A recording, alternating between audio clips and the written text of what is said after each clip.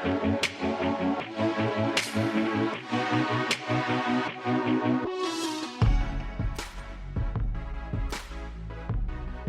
going on, everybody? Welcome back to another edition of the DFS OGs podcast right here on ROTOGRINDERS.com. Back talking everything Week 14. We'll take a look back at Week 13, what went right, what went wrong, and we welcome back our other OG. So let's go right to him. Chop, we missed you last week, buddy. Welcome back. How was Week 13, and how we doing? Week 13 for me on DFS was pretty good. I can't complain about it, and doing all right, man. You know, I'm glad to be back. I mean, it's tough to miss these NFL weeks because they fly by so quick, man, that you miss one and it feels like you miss a lot. So I'm glad to be back on the podcast this week. Well, I'd be doing our listeners a disservice, and I don't want to bury the lead here, but I got hundreds of DMs asking about Chop's fantasy team. The playoffs are starting, so I got to ask the question, Chop. Normally we save it for the end, but did we make the playoffs? What are we looking like if we did, and how's the matchup looking?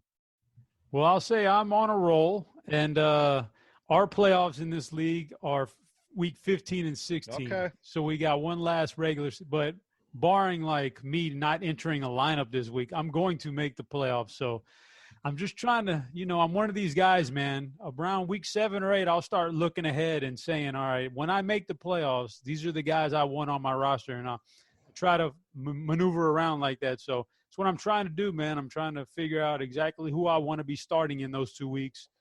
And so that's kind of where I'm at, and that's my headspace over there. All right, we'll check back next week. I forgot you're in a little 8-teamer, so you only got those 2 weeks of playoffs. But it's definitely the way you want to do it. DFS is week by week, but season long, you look ahead and try to stash some guys, stash some defenses. So Chop, as usual, ahead of the game. Noto, I didn't forget about you, buddy. How was Week 13? And welcome into the Week 14 pod.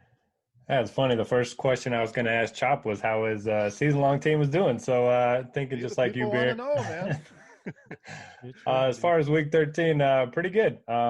It's actually thanks to that random Steelers-Ravens showdown game last Wednesday. I suppose that was technically Week 12, but really profitable week. So sounds like it was pretty good all around for all of us. Yeah, had a decent week myself. Monday Night Football was good to me. We still, as we record, we still have Tuesday Night Football. So it's kind of nice having football on all the time. It gives me an excuse to sit around and watch football and get out of some of the chores, the Christmas lights, things like that need to be done. But nonetheless, we move on to Week 14, even with that game still in tow. So 13 games ago, nice split here of the games. I think it's 7 and 6. So we'll have a lot of good slates to choose from here. But we will cover everything on Sunday as usual. Let's get into it, guys. Tennessee and Jacksonville. So Tennessee, a tough loss in Cleveland against Cleveland. I mean, Cleveland came in and punched them in the mouth. So we'll see if they respond here. Very good matchup, obviously, with this Jacksonville team who did hang in there with Minnesota. So they were competitive. Injury-wise, just a couple of minor ones. Laviska Shenault, as always, questionable. He played last week. I don't think that'll be an issue. And then Tennessee, we saw Jonnu Smith miss last week. He is questionable. So, Chop, we'll start with you. You're back on the pod here. And the big question, does Derrick Henry bounce back this week? I mean, a lot of people were playing him last week in a good spot. Obviously, the game got away from them, so it kind of took him out of the game. We saw Tannehill, Corey Davis put up big numbers. So which way do you want to go here with this Tennessee offense? Big total, and we know there's going to be points scored. And then Jacksonville, parse through that. We know Robinson's been solid, good matchup, was good against his team all the way back in week 2. But any of these receivers doing anything for you? So open us up here, Titans and Jaguars. Yeah, you man, it's one of those situations for Tennessee where you almost want to set like if you're doing a bunch of entries in GPPs, you almost want to set like this rule. You must include one Tennessee Titan in every lineup because somebody's going to go off. This is a great matchup on the road too, so maybe it even keeps it a little bit close. But Derrick Henry could definitely erupt in this spot. But right when you think it's Derrick Henry, it could be one of those receivers. And so I'd want to have some exposure to Tennessee in almost every lineup in some facet. So watching the game last week, man, I was really worried for about 2 minutes there. It looked like A.J. Brown might have done something and ended his season, man. He went down with a non-contact, but he bounced up after a couple minutes and came back in the game. So I think he's good to go. But Corey Davis has been a beast this year, and you got Davis, you got Brown, you got Derrick Henry, and Tannehill's good for these really efficient 4-touchdown games every once in a while. So I'd want exposure to Tennessee on just about every lineup, man. So that's about where I leave it because you can't really narrow it down. But I think it's a big bounce back spot for this offense.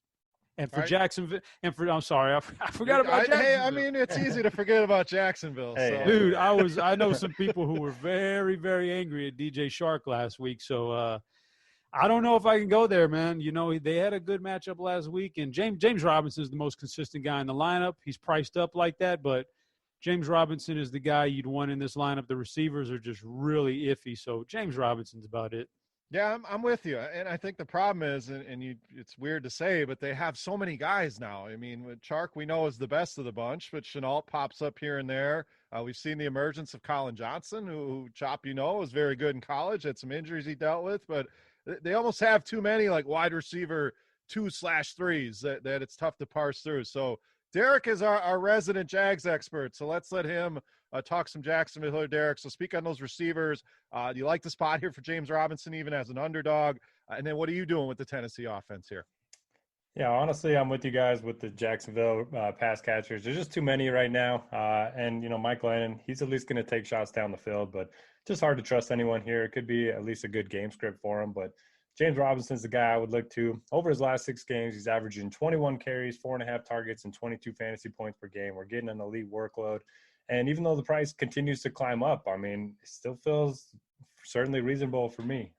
He's had double-digit fantasy points in every single game so far this season, and he's done it in terrible game scripts pretty much all year. So I don't mind going back to James Robinson. For the Titans, the Jags have just been getting burned by wide receiver ones. In week 9, they gave up big games to Brandon Cooks and Will Fuller, and then it was Devontae Adams, then it was Deontay Johnson, then it was Jarvis Landry, then last week gave up big games to both Justin Jefferson and Adam Thielen. So I love the spot for A.J. Brown. And then Derrick Henry, always an ownership play for me. He's one of those guys that you want to play when he's low-owned and you want to fade when he's high-owned because he's not the most consistent guy because he doesn't catch a lot of balls out of the backfield. So he's going to have those big games where he runs for 200 yards and a couple touchdowns, and he's going to have the games like last week where he kind of struggles to get a bunch of fantasy points. So for me, he's an ownership play. And when these two teams met up in week 2, he was really popular and failed. So maybe he does get lower ownership this time around. And one other note, just keep an eye on Jonnu Smith. If he's out, Anthony Ferguson had a pretty big role last week. I mean, I know he didn't do much until the final couple minutes, but he was on the field, ran a bunch of pass routes, and he's pretty cheap. All right, let's get a betting pick here. Let's get things rolling. We have Tennessee -7 here on the road. Derek, 53 on the total. I would expect this line to move up throughout the week, so give me Tennessee -7. Chop, what do you got? Tennessee. Give me Tennessee. I'm on Tennessee here as well. I know Jacksonville's been competitive, but Tennessee coming off that loss, they need to get it going again, and I think they take it out here on this Jacksonville defense. So we'll lock in our first consensus pick at Tennessee -7. So last week, in honor of Chop, we didn't really keep track of things. We tracked it. We're not going to talk about it. It was not official. Chop, I will say, I don't know if you listened last week, but you have surpassed the great Notorious and have taken the lead here in our pick segment. So 1-game lead for you, 70-69 in the win column. So a few more weeks for us to compete here. And I, of course, holding up the bottom here for us. So let's move on. Next game, we got Houston going to Chicago. Houston, tough loss at home against Indy. They had it. They had a chance and fumbled it away near the goal line. So the big story there, obviously, we saw Kiki Cutie emerge on the scene. Price up to $5K, though. So how do we feel on that? To get a bunch of targets, may still be a little bit too cheap. Chicago, no injuries there. A tough loss again at home to the Lions, kind of gave that game away. I was very high on this offense. Montgomery got it done. He's up to 6,500. So how are we feeling about that? And another week of Trubisky and Allen Robinson. So, Derek, we'll go to you here.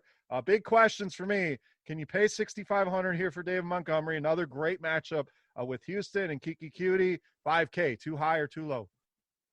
All right, David Montgomery. If you just take the name away, for whatever reason, people hate David Montgomery, but he's getting, 85% of the snaps every week. He's getting 20-plus touches every week. He's scored 28 and 27 fantasy points in the last 2 games. Now he gets to face a team that's really bad against the run and that's allowed the second most fantasy points to running backs. So if you just take the name away, 6,500, more than reasonable for the workload and the matchup. Love the spot for him. It's also a pretty good spot for Mitchell Trubisky and Allen Robinson. They're kind of turning into, a Packers light where you can expect where the production is going to come from. And it's pretty much those three guys. A-Rob did lead the NFL in targets last year with Trubisky under center, and he's seen 20 over the last 2 weeks. Pretty good matchup for him as well.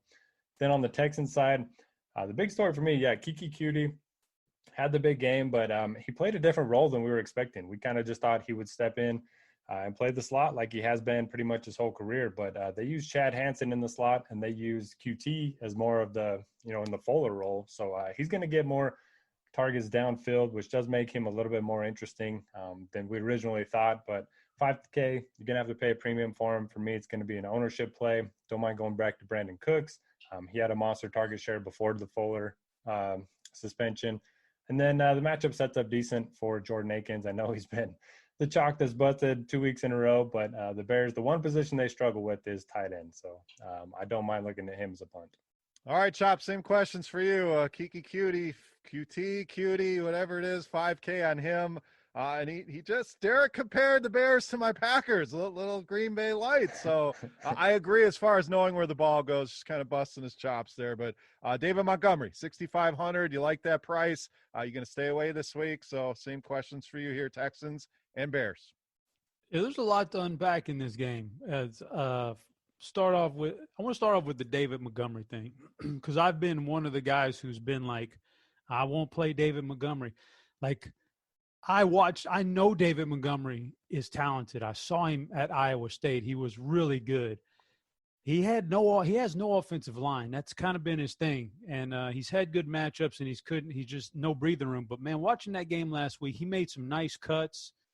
He's still got that talent. He's still young enough. He's still explosive. So, like, maybe the offensive line is improving. I'm not having dug into their grades or what they've done with it, but he's getting better, and he's got the most cupcake schedule down the stretch of any running back. I definitely eyeballed that in my home league for sure, but he's got a good schedule. So I guess you can keep riding him. His problems have always been with the offensive line, and even the play calling in general is just pretty atrocious sometimes. But I'm all about Montgomery. Allen Robinson, very solid, except he's a little bit boring sometimes, but he's consistent, and he has a high floor, but he's just a little bit boring. That's all. But, Montgomery, Robinson, you can go with and roll with it. Trubisky, I guess he's okay. And then for Houston, now you get a lot of things. QT, excellent for me last week. I avoided the Brandon Cooks thing. I didn't like Cooks last week. I liked QT better. So this week, the one thing Chicago does is you look on defense, and they've given up plenty of production to wide receivers this year. Like Marvin Jones, I know it was garbage time last week for Marvin Jones, but hell, Houston lives in garbage time. That's all they do. So Marvin Jones, got there. Justin Jefferson crushed him a couple weeks ago. A.J. Brown put up 100 yards. When they face decent receivers, they give up good games, so they're not immune. So maybe you can go back to Brandon Cooks here, but Brandon Cooks, I think, is interesting as a bounce-back candidate that won't get as much ownership this week. QT is a guy that's priced up a little bit more and is going to get a lot more ownership this week than he did last week. And then the guy kind of sitting down there that I don't know if anybody's really going to play is Chad Hansen, who was another really good wide receiver in college and kind of establishing a role right here. So I think you could play any one of these guys and maybe get away with it, because I think there's going to be plenty of garbage time at the end of this thing. So I think there's something to be had for this game. Yeah, I agree. I think this one's interesting. The total is down, maybe the lowest we have. I'm kind of looking over, but 44.5 is pretty low total. But I do think there are some plays, and I kind of agree with both of you. And Derek, the ownership point is really what I'm going to be keeping an eye on here. If people are going to be going back to QT because of last week. I was with you, Chop. I preferred him over Cooks. He was cheap. I figured he'd get enough targets and kind of outproduced what I even thought he would do. But a game, nonetheless, I think even if you get a little skinny stack out of this game, grab a piece from each side. I don't know that I'd be stacking this one up, but there's certainly some intriguing plays on both sides. All right, Chop, we got Texans road favorites here, -1.5. And again, that total at 44.5. Chicago all the way. I got Chicago as well. I'll take the points here. Houston is one of those teams that you never really know what they're going to do, but I think Chicago pulls this one off, probably wins the game. So not an official pick, but I'd sprinkle a little bit on that money line as well. Derek, what do you got?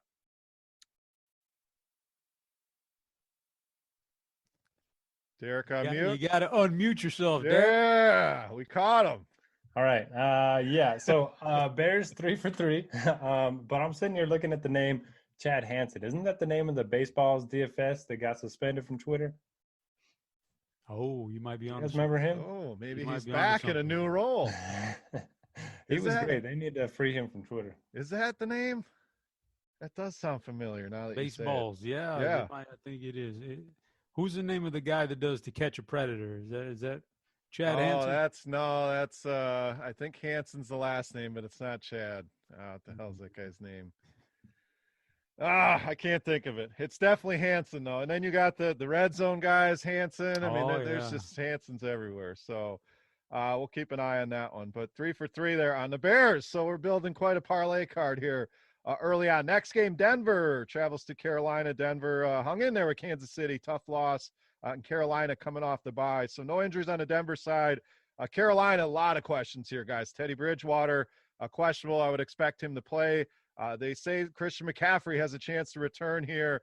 And, of course, we saw DJ Moore, Curtis Samuel, placed on the COVID-19 list. DJ Moore also dealing with a little bit of an ankle issue. So this one may be a little tough to kind of parse through here. Chop, we'll go to you. Let's just, kind of tiptoe around this one. And if CMC's back, do we want to pay that $9,200 for him?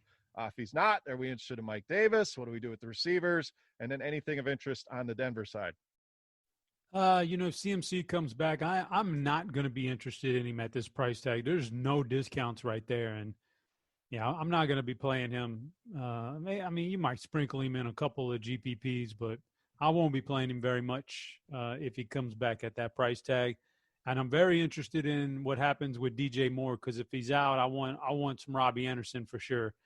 And, if he's in, maybe he's just a decoy anyway. I don't know. They've had this bye week to kind of get healthy, so see how that plays out. But I'm interested in the receivers to see how that injury shakes out. Not interested in McCaffrey. If McCaffrey sits, yeah, man, I don't know. This matchup is probably a little bit much that I don't really want to play too much Mike Davis either. He kind of lost his shine after a couple of weeks. He lost his shine, so I don't think I'm interested in that backfield at all at these appropriate price tags.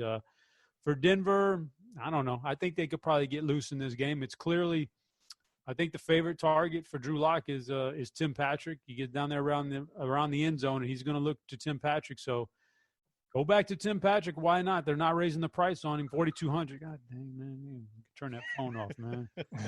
People blowing you up, asking you about that season-long team. I'll also tell you a story after I do the Broncos, but. Yeah, Gordon, Lindsey, no thanks unless there's an injury. Tim Patrick's the guy, and I think I probably had enough of Noah Fant too that I don't think I want to go back there. And Jerry Jeudy just doesn't get enough action, so pretty much Tim Patrick and Drew Lock to me on that side. I got this guy. The DFS community is really, especially the RG guys in Discord, right? So one of the guys, man, I got to pull up his name, but. Like he sent me this care package. I don't know if I told y'all this. Right around when the pandemic started, when it kicked off and everybody was freaking out. Like he sent me this care package. Discord, we were communicating in Discord, and man, it had like all kinds of because he works for somebody. It had all kinds of sanitizer in it, sanitizers, all this nice stuff, man, that I like, sanitizing stuff. One of it was one of those things you put your phone in, you close the lid, the UV rays hit it for a couple minutes, and it sanitizes your phone, right? So, like, one of the best things anybody's ever given me for free. And I tell you what, if you ever lose your phone, that's the first place you look, because I'm always putting my phone in there, and I forget about it. And then all of a sudden, an hour later, I'm like, where the hell is my phone? And I'm looking around the house, and I'm blaming everybody, and it's always in the sanitizer, man. So, you got to be careful right there, but awesome gift, and that's my analysis. Yeah, man, that is an awesome gift. It reminds me of my daughter. My oldest daughter has a phone, and we were on FaceTime the other day with Grandma, and about a minute into the call, we're on her phone, and about a minute into the call, she starts freaking out, and where's my phone? Has anybody seen my phone? I can't find it. And she's like tearing up the house and throwing shit all over the place, and I'm just sitting there like, this is the future of our country right here. Like, hate to say it about my own kid, but your phone's right here. What the hell's wrong with you? So it happens to the best of us, Chop. So Derek, let's go to you here. Denver, Carolina.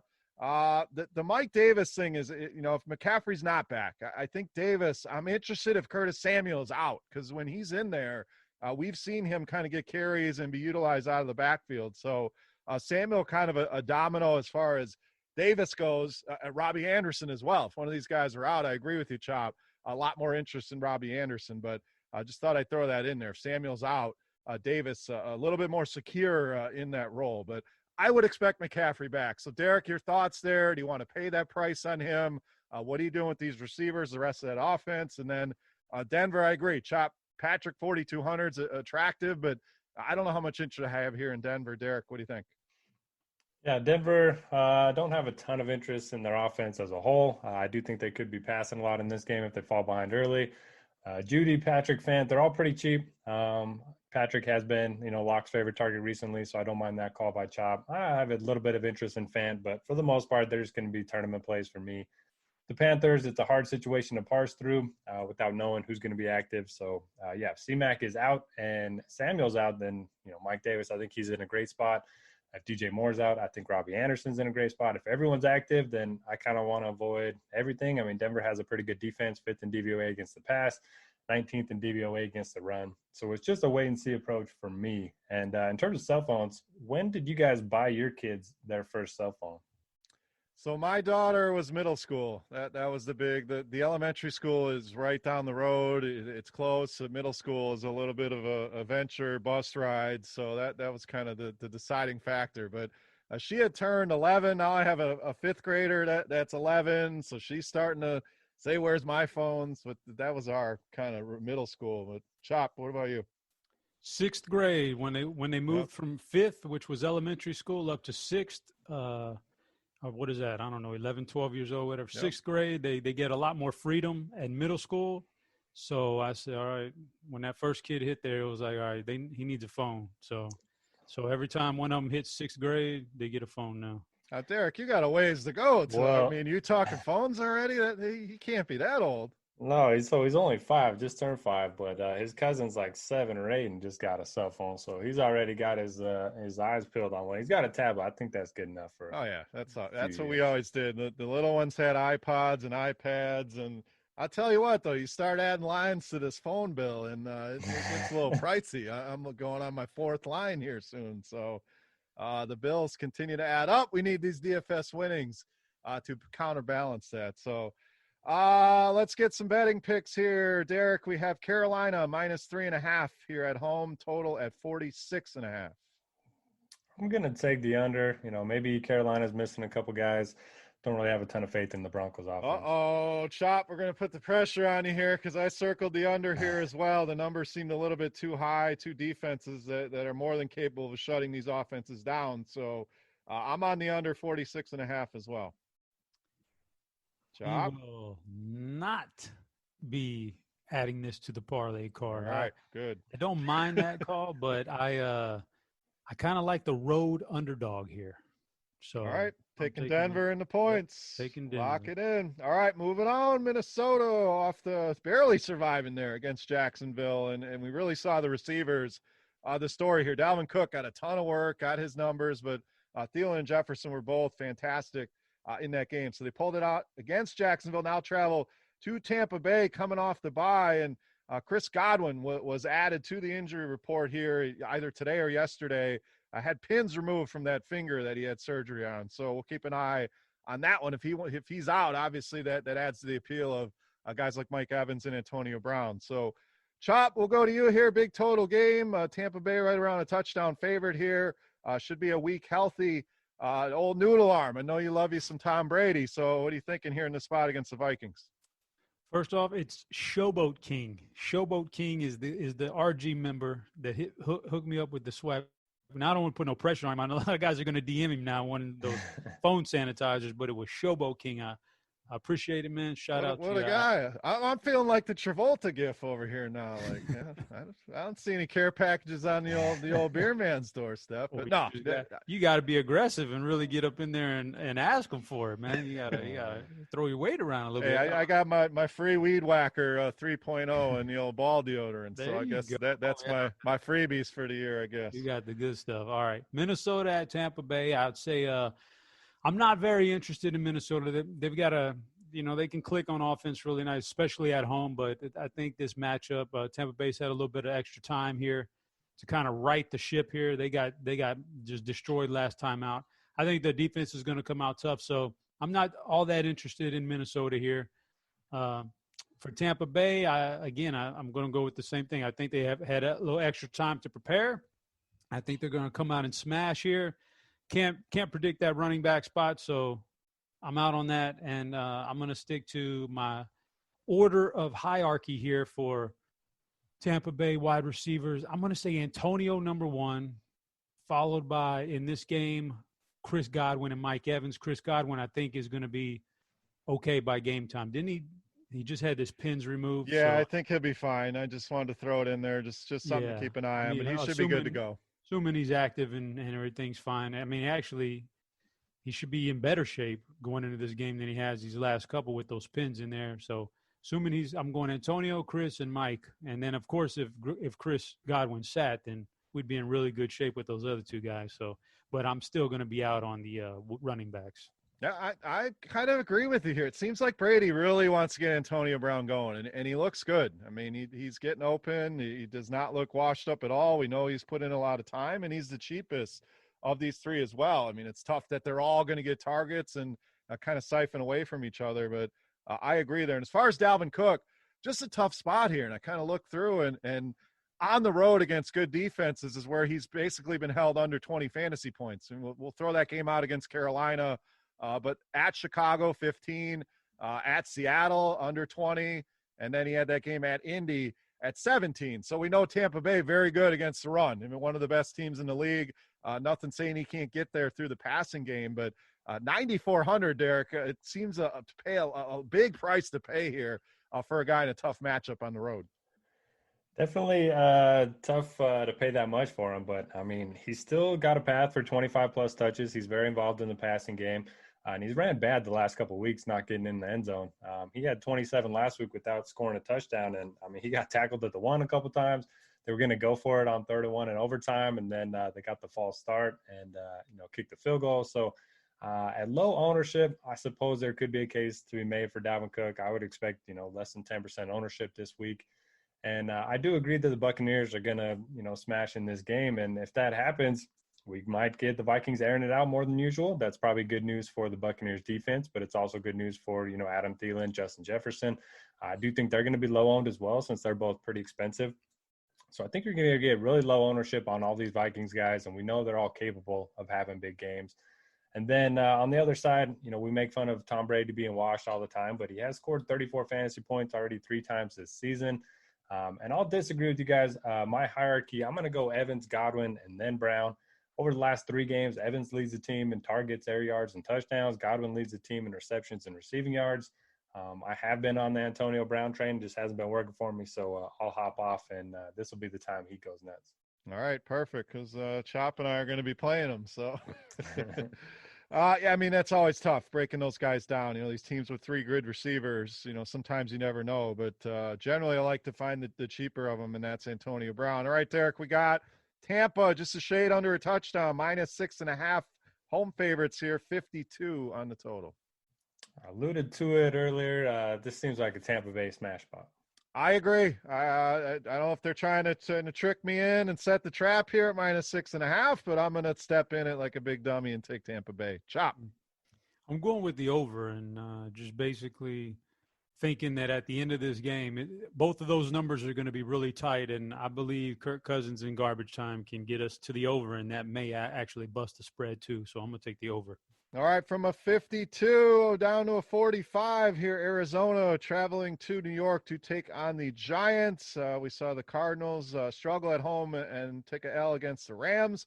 The Giants kind of shocked the world, go to Seattle and get it done, mainly on the strength of that defense, making Russell Wilson and company look kind of confused out there. So, two defenses, playing well. Well, I guess Arizona not playing well, giving up a ton of points to the Rams, but a lower total game.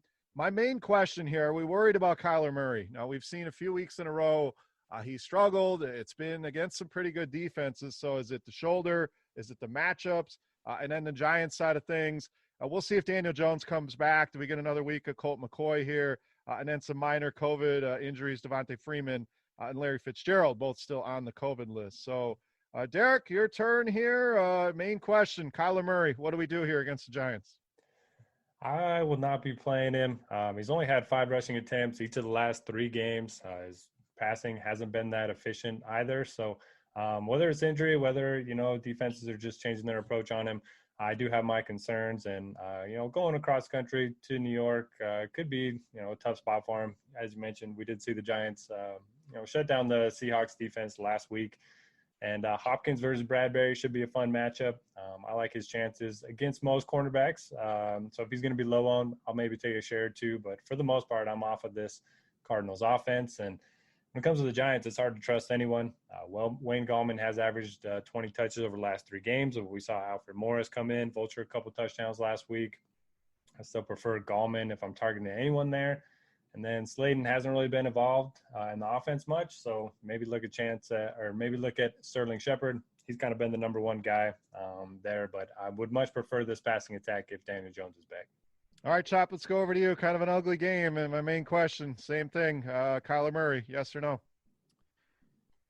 Simply no. Not like every year you come across these guys who get banged up, and the injury is not strong enough to keep them from playing, but definitely strong enough to limit performance. It happens every year to a lot of guys. I think Kyler's going through that right now, and I simply can't pay for him as my QB1 because that's his price tag, and can't pay up like that and for a guy who's injured like that. So I'm going to pass on Kyler Murray. It hurts the whole offense, but DeAndre's always going to get his. I don't know what the status is of Larry Fitzgerald, but if Fitzgerald is out, then Isabella's seeing a few targets, five targets and then 6 targets. So he's getting a few targets, and he's a home run hitter, so you can always put him in your GPP lineup. And Kenyon Drake's getting the bulk of the carries. Chase Edmonds getting a lot more targets, but Drake's getting the carries and get around the goal line. You could sneak him in, and so Drake is fine if you assume Arizona's going to be in this game, which I think they will be, because I think the Giants' defense is good, but not unbeatable, obviously. And then for the Giants, we'll see, man. It all hinges on Daniel Jones and his health. I don't want to play anybody here. I might play Golden Tate if Colt McCoy has to start. Golden Tate, I think, is his preferred target. But if Colt's in there, there's nobody else I want. And if Daniel's in there, I want to go to some Darius Slayton. So that's where I'm at with that. Evan Ingram's playing well lately, so you can put him in there. But the backfield, man, as much as I wanted to play Wayne Gallman, and I played him last week, that Alfred Morris thing really throws me for a loop, so I can't mess around with that backfield this week. Yeah, that's the problem. I mean, I like Gallman. He's been productive, and the numbers have certainly been there. And even without those touchdowns, he did what he needed to do at that price. But it just zaps the ceiling away if we're not sure he's going to get touches around the red zone. So I'm kind of in a wait-and-see mode on the Giants as well. I agree with you guys. Kyler, I'm a no. It sucks. It's season long. I got a bunch of Kyler teams in Dynasty and, a little bit worried about him. But DFS, just such a big price to pay. And he'll probably be very low-owned here, but I just don't love this matchup here on the road with the Giants. So, Chop, we got Cardinals road favorites -2.5, total at 45.5. It's a low total, but I'm going with the under. I'm going to go to Derek. Nothing really stands out here for me, to be honest. So, Derek, what do you got? Yeah, my lean was toward the under, too. All right. Well, I'm not going to force that one. I'll take the Giants and the points at home. I really don't love anything here. That everything feels about right here. So we'll go with the Giants +2.5. Next game. This one should be fun. I'm looking forward to this one just to see how the Dolphins can do here. Kansas City coming into town, coming off that win against Denver. We'll see if Clyde Edwards-Helaire is back in the lineup. Kind of ruined some lineups for me, and I'm sure a lot of people out there was active and then didn't play a snap in that game. If he were to miss or be questionable again. Le'Veon Bell, 4,400. We have interest there. And in Miami, another ugly win against Cincinnati. They got it done.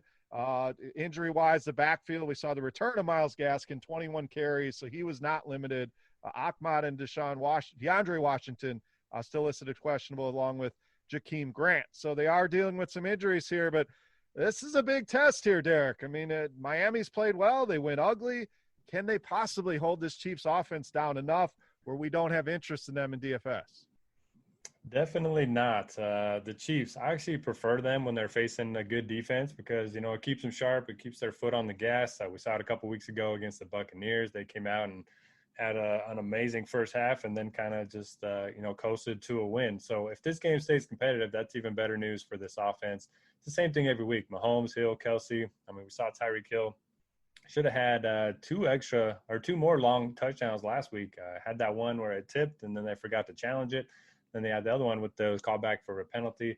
Kelsey's a play every single week. So I like all of these guys, especially in tournaments. They all have such high ceilings.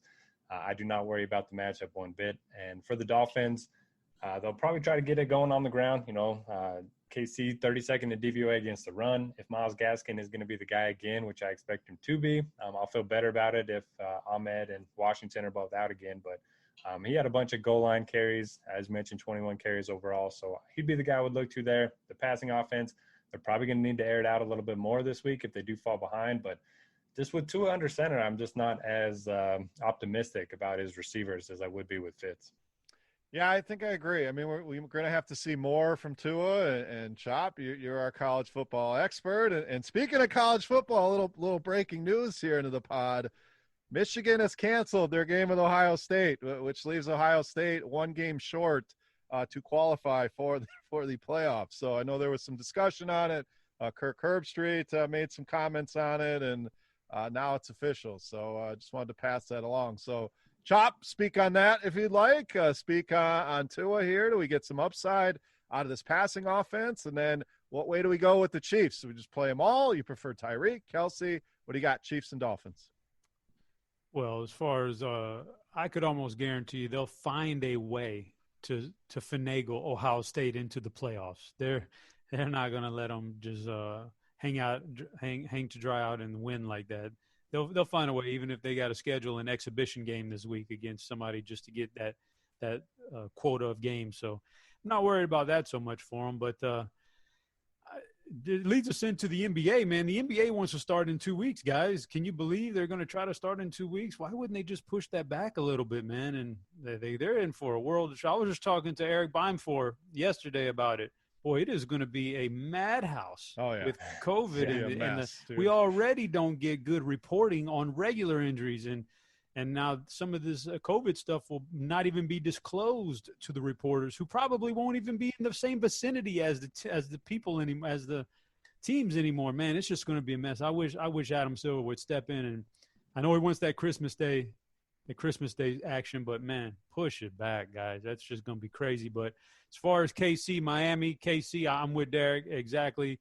I like them when they're facing a challenge like this. It makes them even better. The problem is, it's kind of unappealing when the guy's 8K and then, Tyreek Hill's 8.5 and you're tied in 7-4. I mean, you're priced up. So you've got to have the great games out of them, because otherwise they're total bombs. So they're priced up. It's just super unexciting when it's that high of a price tag, but you can play them though. And for Miami, I still think they want to make the playoffs, but if they are, why are they playing Tua? Because he's clearly not their best option right now at the position to get them into the playoffs. So as long as he's there, I do like that they made an effort to get Gesicki the ball last week a lot. So if they want to do that, I'm fine with Gesicki. He could maybe sprinkle in some Parker. I don't like him with Tua under center, though. And Myles Gaskin's the main one here that you want to play, because they're giving him all the looks. He's getting receptions out of the backfield, goal line carries. He'll eventually get that ball across the goal line, even though he was 0 for 32 last week in goal line carries. And Tua's going to check down to him. So Myles Gaskin is the most appealing guy in that offense to me. Yeah, I agree. Price is pretty fair as well. Kansas City definitely beatable on the ground. So Gaskin really stands out here. I think that's the way they're going to want to win. I mean, if they can establish the run, keep the ball out of Mahomes and company's hands, and win ugly like we know they want to do, I think that's the formula. Will they be able to slow down Kansas City enough to do that? That's the question here. So, Chop, we got Chiefs -7, 49.5 on the total. Oh, man. I would say for the sake of that's a good spread. I'll take the over here then. I'm going to go Miami. I do it every week. I'm going to stick with it here. Give me Miami plus the 7 at home. Derek. I think KC puts up 35 here, so I think the over. All right, moving on. Last game here in the early window. Chops Cowboys, who will play tonight. So we not coming off any games or anything. We'll see how they do against Baltimore, but they travel to Cincinnati, who lost at Miami. Dallas side, they should be healthy, ready to go. The big thing I noticed is the pricing here. Derek, Amari Cooper up to 6,500. CeeDee Lamb still down at 4,800 and Gallup at 3,800. So parse those receivers. You also have Zeke Elliott down at 6,600. So it's like some good pricing here on the Cowboys. Cincinnati side, Brandon Allen questionable. We saw him leave that last game, so we'll see if he's back. Word that Joe Mixon could also return here in this matchup. And then T. Higgins, questionable. Tried to leap a guy, hurt the old hammy, went to Twitter and kind of blasted on himself. Was pretty funny, but he is questionable here as well, Derek. So Cowboys, Bengals, what do you got? So I want to hear Chop's take on if the Cowboys lose against the Ravens, are they just going to start limiting Zeke down the stretch? I mean, 6,600 for him against the Bengals is awfully enticing. So if we feel good about him getting 20-plus touches, then I definitely have some interest in him. It's a good matchup for their passing attack as well. Cooper, Lamb, Gallup's only 3,800. He's been getting more targets than you might expect. I think he's had double digits in 2 of the last 4 games. So I do have a lot of interest in the Cowboys, and their price points are reasonable enough. Just a matter of if they're going to be trying to, win games and, keep their foot on the gas. So I want to hear Chop's take on that. And then the Bengals, yeah, just tough for me here. I mean, Joe Mixon could be back, so keep an eye on that. If he's out, Giovanni Bernard's decent enough. It's a good matchup for the running game. And if I'm going to have to pick a wideout, I'll go with Tyler Boyd. Had that long touchdown, then got kicked out for getting in that fight with the Dolphins last week. It just seems like, he's the safest play with him running most of his routes over the middle, and either Allen or Finley under center. Likely going to be just looking for those safer options. All right, Chop, let's get over to you. I guess covered Dallas is your team. So Derek brings up a good point on Zeke, some of these receiver prices. How do you feel about those? And then the Cincinnati side, anything of interest there for the Bengals?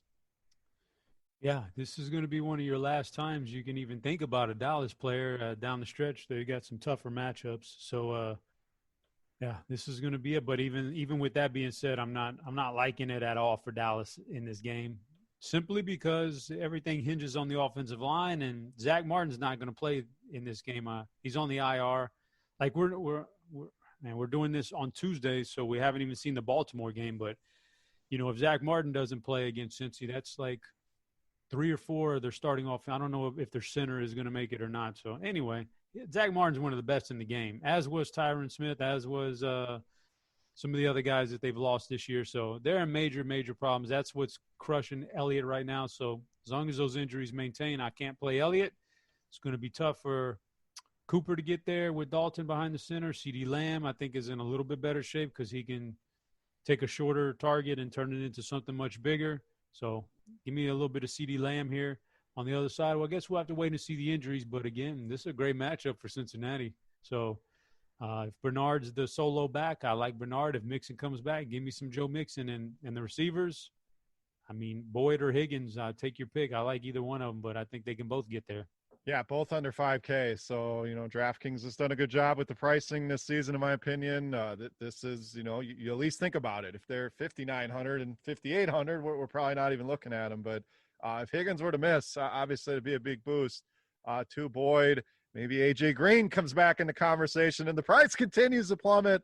He's officially down to minimum price here. So maybe he's back in our lives as well. But Chop, we have no line, obviously, in this game. I was going to go to a betting pick, but without Dallas on the board, nothing to bet on. So let's move to the afternoon slate. Again, great spread of games here, 7 and 6, and you are listening, as always, to the DFS OGs right here on RotoGrinders. Next game, Jets and Seahawks, another New York team coming into town here, Chop. Seattle, big favorites here. no injuries. Jets side of things, we saw Frank Gore go down to injuries, and we saw Ty Johnson look good. Even Jamal Adams got involved in that game. So any interest in those guys?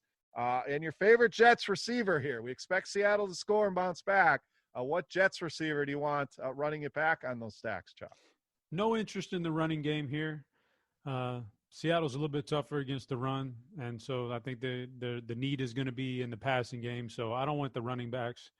I kept Sam Darnold, man, last-minute decision. Kept him in my player pool last week because basically I just started looking and I thought, you know what?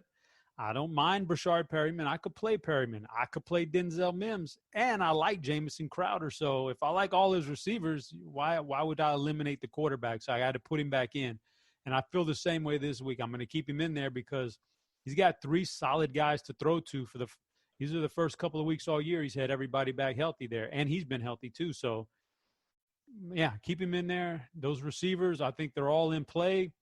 I'm going to lean towards Jamison Crowder every week as long as Darnold's the quarterback. So give me Crowder number 1, but Denzel looks really good, and I like me some Denzel Washington. So I'll go Denzel Mims here, number 2, and then Perryman, kind of a distant third, but he's got big play upside. So, and they're going to be needing to play from behind here, play catch up. So they're going to get some garbage time because after that loss at home to the Giants, Seattle's probably going to come out and really put up a good game offensively. I don't expect them to roll over 2 weeks in a row at home. So Russell's going to get it going. DK's in play, obviously. Tyler Lockett's in play. And I think Chris Carson scores a couple of touchdowns in this game, to be honest. So I like Chris Carson. There you go. Derek, let's go over to you. And same questions. Jets, favorite receiver, any interest in these running backs? I said Jamal Adams. It's Josh Adams who got involved there. And then Seattle. Are you expecting a bounce back here? Russell, only 4 touchdowns passes over the last 4 weeks combined. So does he get it going here, or is it more of a Carson week for you here against the Jets?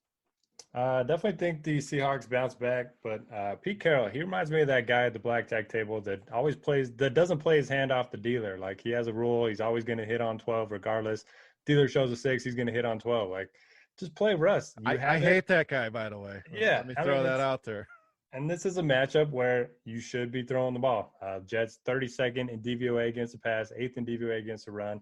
If Russ airs it out 30-plus times, he's going to have a massive game. But I just don't know if that's what's going to happen. Pete Carroll continues to say he wants to run the ball more and more, which doesn't make any sense to any of us. I get that he's a good players coach and, gets his guys riled up and all that good stuff. But just trust the numbers a little bit more, Pete. Do it for us. Either way. I'll have Lockett or Metcalf in pretty much every lineup that I build this week. I expect one of them to have a really big game against the secondary. I do like the spot for Chris Carson as well. Finally got his full workload last week, and 13.5-point favorites at home. It's hard not to like the running back. Jet side, I like running it back with Mims, but you could certainly talk me into Crowder or Perriman. All of them feel too cheap. All of them in a pretty good spot.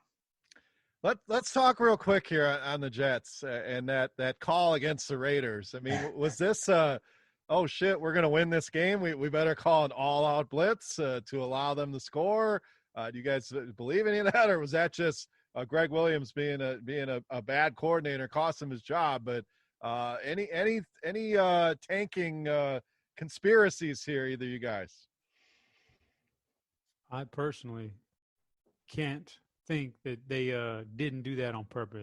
They had to have done that on purpose. Like, the only way the Raiders win that game, the only way is a Hail Mary touchdown, basically. Like, how could you make that call realistically? And it had to be a call on purpose to try to lose the game. It just had to be. But do you think they would not want to go 0-16? I mean, they wouldn't be the first team. We know the Lions set the bar there, but I mean, the problem is, well, number one, there's 2 things here. Number one, there's other teams out there who only have like 1 win this year.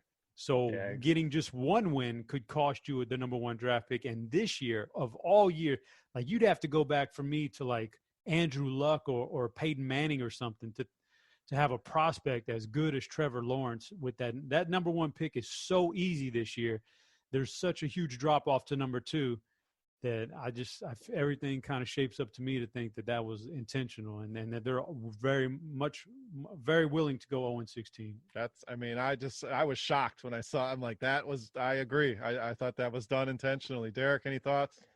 Yeah, seemed intentional. And the play before that, they had a receiver beat their safeties deep too, and he just missed them on a deep ball in the end zone, and then happened again on the very next play. And I saw a stat on Twitter that was like the only play ever under that situation where they needed a touchdown to win, less than 30 seconds, yada yada yada. And that was the only play ever where they sent like 7 guys after the quarterback. And you let maybe the fastest guy outside of Tyreek Hill in the league just run right by your guy. I mean, just crazy. But I agree. That number 1 pick valuable. I think they'd have some suitors for Sam Darnold. So it would kind of be a double whammy there. But just interesting. Bad teams find a way to stay bad. So Chop, will go to you for a betting pick here. Seattle minus 13.5, 47.5 on the total. Yeah, more garbage time touchdowns for the Jets, so I'm going to take the over, I think. I'm going to take Seattle. It's a lot of points, but I do feel like they're just going to hammer this team. So I don't think the Jets are going to be able to compete like the Giants did. I'll lay the points here with Seattle. Derek? I like both of those calls. Can I take both? No, because then you'd have an extra pick on Chop, and you guys are in a race to see who can win this thing. So make a selection. I'm a game behind. All right, I'll go Seattle. All right, next game. Speaking of Vegas, we got the Raiders at home taking on the Colts. Colts small favorites here on the road. No injuries on that side. Raiders, Josh Jacobs sounds doubtful here. They don't sound very optimistic that he's going to be back in the mix. So Devontae Booker, everybody wanted to play him last week. I'm glad I avoided him. Not doing a victory lap here, but Derek, I think you did the same.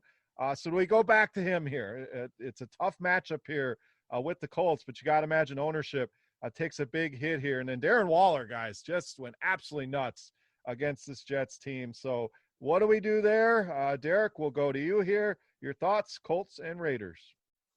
Yeah, the Raiders, just such a weird team. They either show up and play great or they look terrible. They've looked terrible the last 2 weeks. Lucky to walk away with the win last week against the Jets, like we just mentioned. But tough matchup. Colts top 10 DVOA against the run and the pass. So if Booker's starting, I mean, I guess you can look his way. He did have 17 touches. They had a couple looks inside the 10-yard line, but certainly not a great matchup. Waller's expensive, 6,800 now. Kind of tough to pay that much for a tight end. I would rather just go up a little bit more and get Kelsey. So maybe Nelson Aguilar at 4,700, but the Colts don't get beat deep all that often. So for the most part, even though the Raiders are playing at home, I don't have a ton of interest in their offense.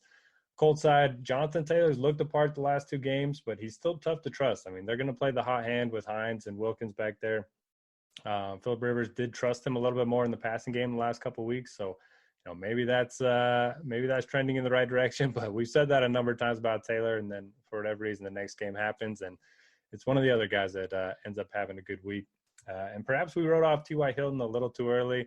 Last 2 weeks, 12 receptions, 191 yards, 2 touchdowns. This game is indoors in a dome. We like to play him indoors throughout his career. Maybe it's fool's gold, but I have a tiny bit of interest in T.Y. against the secondary. Yeah, he's one I wonder about because he has looked good. I mean, Pittman didn't see as many targets last week, but he's now cheaper than Hilton. And then the running backs, look, Chop, where do you come out on this? Because Taylor, I had a lot of last week.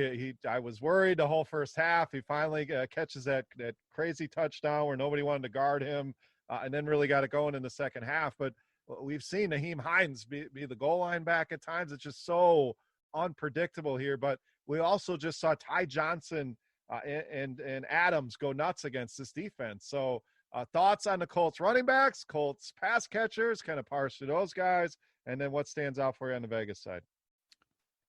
For the Vegas side, I'll start there because it's pretty simple. I probably won't be playing anybody from Vegas this week. I just don't think they're gonna cut it from me. So I'd stick to Indianapolis, and that's a tough one too, because for the wide receivers, like just looking at it, Phillip Rivers terribly unexciting for the wide receivers. They've only had 3 times this year where a wide receiver topped 100 yards, 3 times the whole year. T.Y. did it last week, but I think that was more of the matchup too. It was a perfect matchup for him, and so I don't think I'm gonna go back to T.Y. My preference is Pittman, but I just don't think there's a whole lot of upside with any of these guys because Phillip Rivers. So it's tough, man. I'd go Pittman, but I don't think there's upside there. The running backs, Jonathan Taylor, backers got very lucky to get that pass catch out of the backfield. Otherwise, man, he's in the same boat. He like, what is it, 13 carries last week and 22 the last game he played before that. So he gets a few carries. It's just terribly inefficient, man, when he does. Just terribly inefficient. And the goal line, like you said, can sometimes go to other guys. So I can't play him because of that. I can't play him. And with that being said, I watched him plenty. I know his talent. So I know that there is a chance he can always burst through the line on the perfect play and take it 80 yards and make your whole week in one play. So take that for what it's worth. That's probably what he'll do this week. But, like, if he doesn't do that, then he's probably not going to get there for us, not even close. So I'm out. He's out. I have interest in him and Hines. It's just deciding how much you want to go on him, and it's early on in the week, and maybe the stance changes and I lean one way or the other. But I just love this matchup here. So something I'll dig into more here throughout the week. But certainly interested more in the Colts side of things than I am with Vegas. I agree with you guys there. All right, Chop, we got Colts -2.5 here on the road. Total sitting at 51.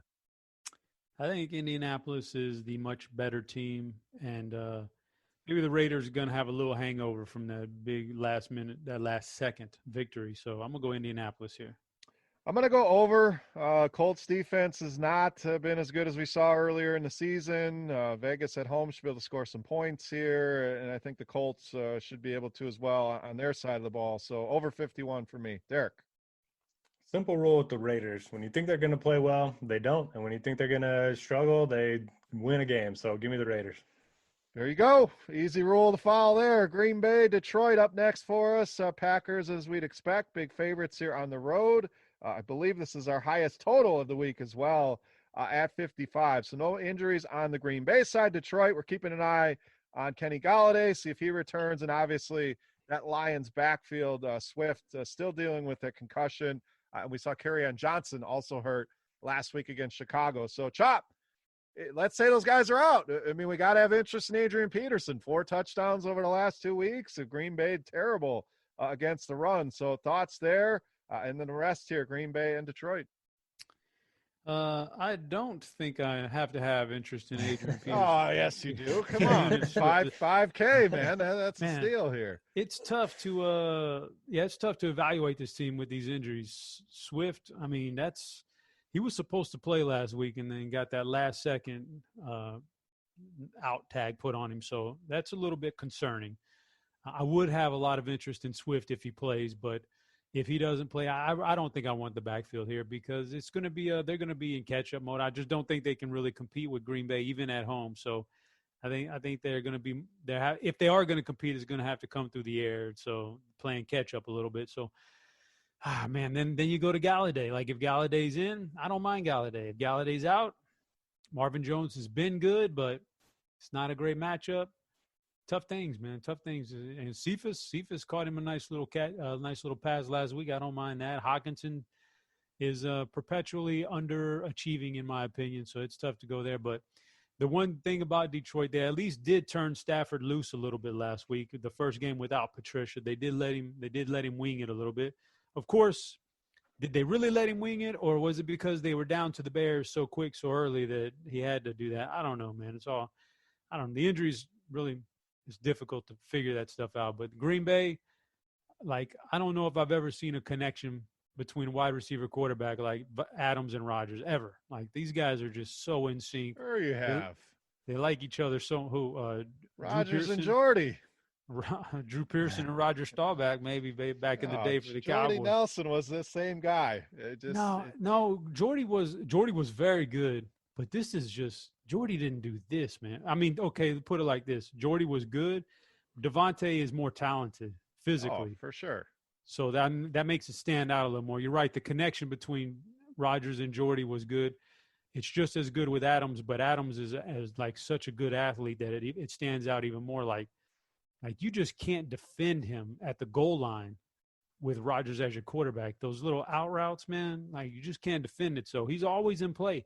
Always in play, even at these high price tags, always in play. So especially in a dome against this secondary, yikes. This is Adams is in your player pool. Aaron Jones could always go off. And Aaron Rodgers has been so good this year. Keep those three guys, line them up in GPPs, and the rest of these guys, I don't have much. You could take a shot in the dark on a Lazard home run, but I don't want to do all that. I like those three top dogs on that team, and that's it. Don't forget about Big Bob Tunyon as well. I mean, he's playing some good ball, and I agree. Adams, I mean, he's up there in the Cook, McCaffrey pricing stratosphere, but I mean, touchdowns in 7 straight weeks. I think he's got like 11 touchdowns the last 7 weeks. So I don't see the secondary slowing him down. They've been bad. Detroit side, agree. If it's Swift, I have interest. Half joking with Peterson. I'm with you. I don't know that they can keep this game competitive, but the point is it's a good matchup. And if they can get him going on the ground, $5K, not a bad price. Hawkinson, for some reason, has a 17 DraftKings point ceiling that we talk about, I think, every week, and looks good early in the game and is putting up numbers, but can never get over that number. So that's the concern here. But then having to throw a lot here, I have some interest in some of these guys, especially if Galladay's out. So, Derek, let's go to you here. Devontae Adams got to be near the top of the list as far as spend-ups here on this slate. And then what are we doing with the Lions? Yeah, a couple NBA comparisons for you. We talked about T.J. Hawkinson being the Danilo Gallinari of NFL DFS. Yes, just can't get that ceiling. It's just capped. Doesn't matter if he gets off to a slow start or a fast start. He is capped. But he probably would be my favorite target in the passing game. I agree with Chop. I'm not playing AP.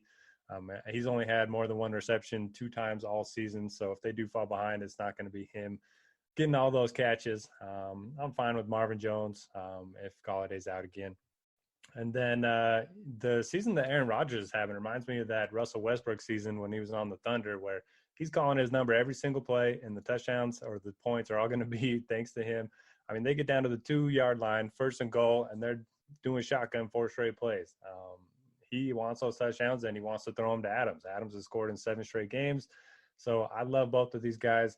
But I will note that the last time these teams squared off, Adams was extremely chalky, and Aaron Jones had that huge game. I think he had like 40 fantasy points. So don't sleep on him. I would have one of Adams or Jones in pretty much any lineup that I made this week. Yeah, Rodgers has been 3-4 touchdowns every single week. I mean, it's just been like clockwork here. So we saw him make history, 35 touchdowns, I believe, for the 5th time in his career, and still a lot of weeks to go here. So let's take a look. Like we said, the total of 55, Derek. Green Bay -7.5 here on the road. Man, if this game stays close, I think the overhit's pretty easy, but I think the Packers run away with this, so I'm going to take the under. I'm going to go with my pack here. I think they win this one by double digits. Detroit, it felt like last week was a spirited effort to get a win. I think we're going to get back to the bad Lions here. Give me the Packers with -7.5. Chop, what do you got? That's such a big spread for the home underdog. I got to take Detroit just on principle. Just on principle, he's taking the points, so we're all over the board on that one. Let's move on to Washington and San Francisco. Washington shocked the football world, getting the W at Pittsburgh and ending their undefeated season. San Francisco, we saw on Monday night, pretty much get throttled by the Buffalo Bills. So no major injuries here outside of Antonio Gibson. We saw leave that game early. So sounds like he should be back, but if not, we saw McKissick very involved in the passing game. So we have some narratives here. Alex Smith playing against San Francisco, and then Jordan Reed against his former team here. So I wanted to toss that in here. But Derek, we'll go to you on this one. I believe this is the lowest total game on the board, and I'm not finding a ton here that I like in this one. What say you? Yeah, I agree with you. If Gibson's out, J.D. McKissick at 4,900 looks real good. Just so involved in the passing game. No issue with Terry McLaurin after a pretty quiet game last week. We saw the Buffalo Bills receivers torch this Niners secondary. But, I mean, how tough is Alex Smith? Not only the injury from a few years ago, but his ankle was gushing blood in that game against the Steelers. Crazy. I mean, this dude is just nails, and it's cool seeing him win football games. I'm kind of pulling for Washington to win that division and then get smoked in the first round. But, I mean, their defense is good, and he's a good game manager, and he's making fewer mistakes after his first couple starts. Niners side, it's just so tough to choose where the ball's going to go. I mean, the backfield, there's 4 guys that are healthy now. Mostert should get the majority of the work, but that's not a guarantee. Jeff Wilson's been pretty involved. And then, we saw Coleman back. We didn't even see McKinnon, I don't believe, on Monday night. And then the passing game, I like Deebo Samuel. I like Brandon Ayuk, but, I just don't love him in this spot against Washington. Chop, let's go to you. Ugly game here. Anyone standing out to play in our DraftKings lineups this week? There's a few guys. Alex Smith, first of all, he's a tough guy, but after everything he's been through and what he did and the problems he had with his surgery, like a cleat pierced his flesh enough to cause that kind of blood to spurt out. You might want to get to the sideline, put a little hydrogen peroxide on it, maybe some triple antibiotic ointment, because you don't need another infection in your leg, man. You've already been through that. I got to think you're high risk, man. So you're a tough guy, but go get some little Neosporin on that thing, man. Like, you don't want that was a cleat, a dirty cleat from the ground that went through your leg. So be careful, Alex. But I'll give him credit. I did not think he had this in him, but they just beat a damn good defense, and a lot of it was due to him. So credit to him, man. This team's playing good. That the NFC East pulled off 2 big upsets on the road this week. Whoever gets that last playoff spot from that division is going to be tough in that first round because they're going to get a home game, I believe, and it's probably going to be against one of the weaker playoff teams. So you never know. But I can't. McLaurin's good, but we saw what happens when a good defense focuses on him. They can shut him down. I can't play Washington guys. San Francisco, Mullins, he stinks. Mullins stinks. Ayuk he's a monster. Debo can be a monster. So one of those guys could have a good game. And the guy I would want more than anybody is Mostert, because I think they go back to establishing the run here at home and they can put up some yardage on Washington on the ground and get a good game script going. And then Mostert could have a good game. Yeah, it's crazy with those running backs. You think it's Mostert, and then Jeff Wilson is back in our lives. And as for Alex Smith, I saw that instantly. I think we all thought, oh, no, is that the leg that had the issue? They were quick to dismiss that and say it was the other leg. But, yeah, that's what I thought. Like, why is the guy not getting checked out right away? Yeah, you're tough. You want to stay out there. But with all the issues you've had, man, you got to be a little bit more cautious than the average quarterback taking a cleat to the leg. So, just to not line a lot here, I love. I'm kind of with you guys, as we'd expect, low total, kind of an ugly game. So maybe you pluck a play or two out of here, but nothing really stands out to me. Chop, we got Niners -3.5 here, favored at home, total at 43.5. 49ers, please.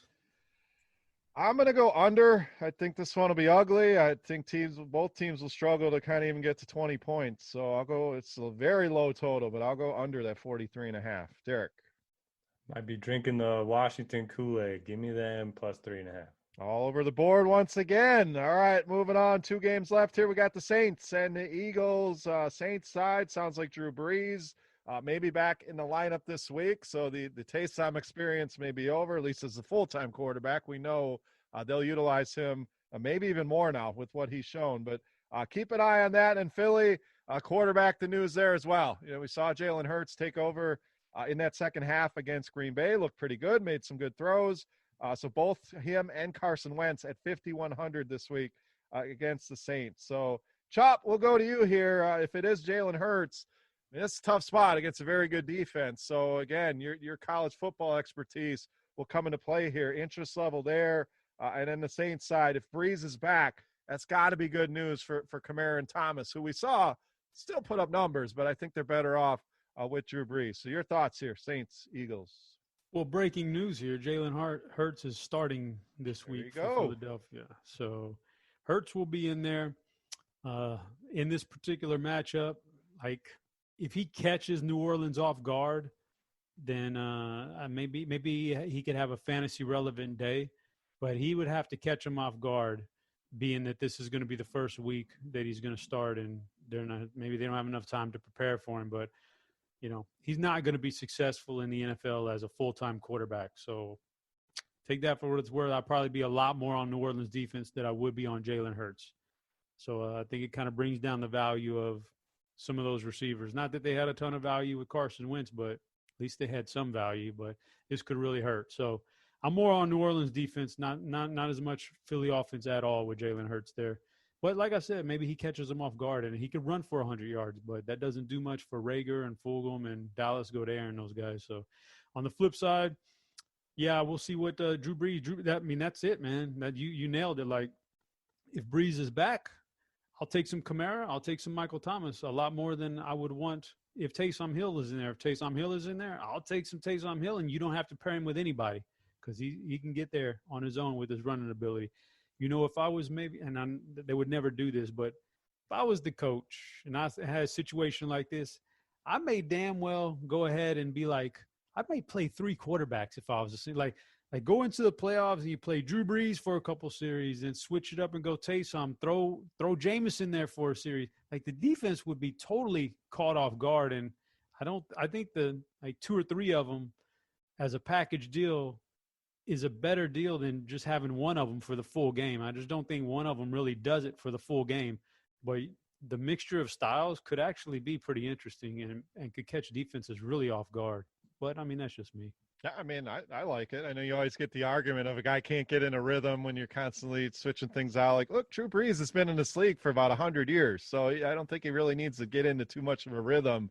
I know this week, if he were to be back coming off the injury, that's different. You want to get him back going again, but I like it. Taysom, you like him, you hate him. The dude's a weapon, and he showed last week he can throw the ball and be effective. He's not just a runner. So if he is in there, Chop, I agree. I don't think you have to pair him. He has shown a tremendous connection with Michael Thomas. We know this Philly secondary, very beatable, even with Darius Slay in there. I've always said a good cornerback, but I think he's highly overrated, and we've seen him kind of exposed against these high-end receivers in back-to-back weeks now. So if it is Brees, then Kamara enters the equation again, but Thomas still too cheap, in my opinion, here on DraftKings. Derek, let's get over to you here. Thoughts on all of that?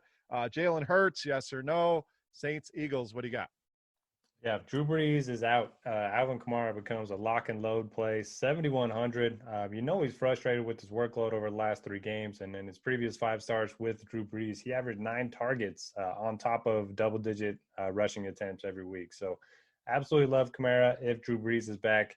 If Drew Brees is out and Taysom gets the start, I like Michael Thomas. 7,100. He's had a 38% target share with Taysom Hill under center, and Taysom's looked pretty good throwing the ball, better than I gave him credit for when he was named the starter a few weeks back. So I would pair those 2 together. I still have interest in Thomas if it's Brees too, but more interest in Kamara. Eagles side, full fade for me. They were giving Jordan Howard carries over Miles Sanders after just signing him. I just don't understand what they're doing. They have too many healthy bodies in terms of their receivers. They got Ertz back and Alshon Jeffrey and all these guys. So tough matchup. I'm just going to fade them completely.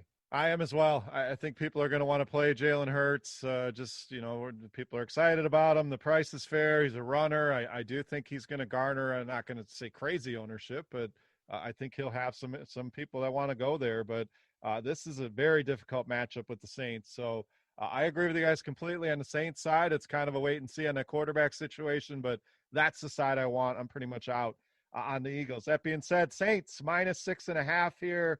Derek, 45.5 on the total. I will take the Saints. I'm going Saints as well. One of those 6.5 point traps again, but here I go, stepping right into it. I gotta take the Saints here, man. After everything I said about Hurts.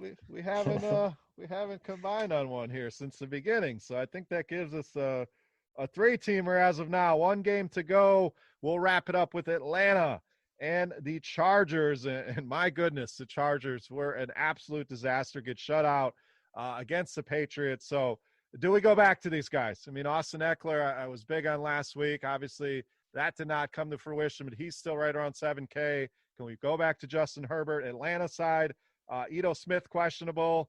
Any interest in that backfield? I'm kind of staying away from that. And then one pricing note, Julio Jones, only 6,600 this week on DraftKings. So, Derek, we'll go to you to wrap it up. Thoughts on all that and the rest of Falcons and Chargers? Chargers side, Anthony Lynn's got to go. I know he's a great guy and wish him the best, but, he just makes so many bad decisions, and then last week was just terrible. I do think they bounced back nicely this week. Falcons defense has been playing a little bit better. of late, but they're playing at home, and I think it's a really good spot for the passing game. I like Herbert. You can pair him up with Keenan, Mike Williams, Hunter Henry. A little bit of interest in Austin Eckler, but the Falcons are much better against running backs than they used to be, even much better against pass-catching running backs than they used to be. So I have a little bit of interest there, but more so in Herbert and Allen and those guys. Falcons side, really just want to play Julio Jones. They tend to lean on him a little bit more on the road. So yeah, that's pretty much it for me. Yeah, I mean we're kind of in lockstep there. That price on Julio, just I was shocked to see it not rise. It was 6,600 last week against New Orleans. That's a much tougher matchup than he's going to face here with the Chargers. So a lot of interest there. I'm with you on Julio. Chop, finish us off here. Chargers, who are you going back to there? You like that price on Julio and anything else here? Falcons and Chargers.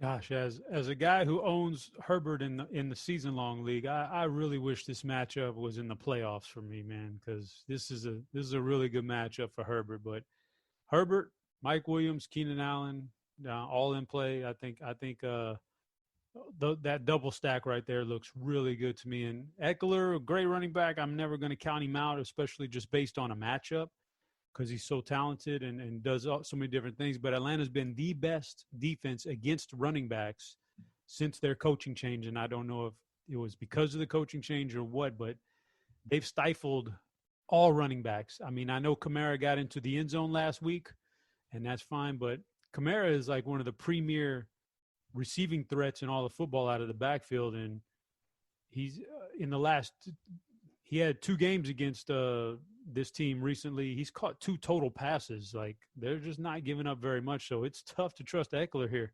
This might be one of those matchups where I just don't want to mess with a running back. And so that's tough. But I love the Herbert stack, double stack there. Atlanta, Julio looks good with that price tag. Calvin Ridley's way more expensive than him.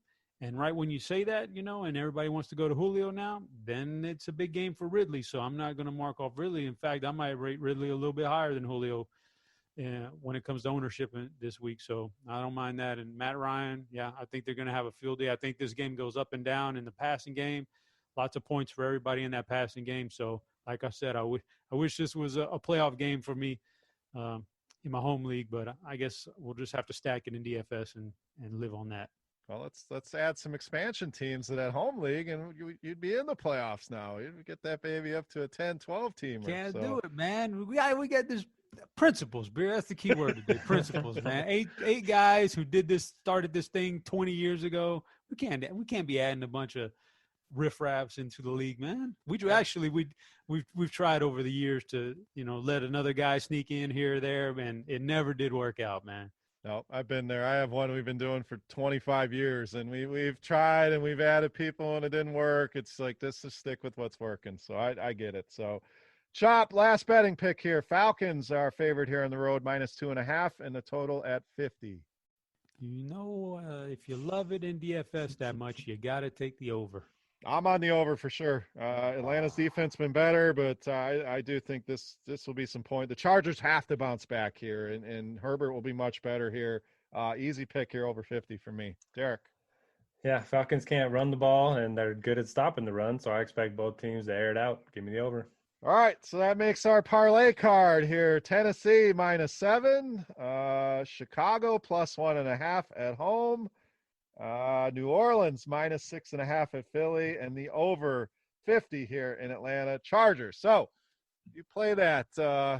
If you play that parlay and you win, send us a message, and I'll see what I can do about getting you some RG swag. How about that? So hit us up on Twitter with that parlay, and good luck to everybody if you're playing that one. But that brings us to the end here of Week 14, guys. Any final thoughts? If you do have a favorite stack, favorite play, throw it out there. If not, I know that catches you off guard, so don't worry about it. But, Chop, we'll go to you. Wrap it up with whatever you got here for Week 14.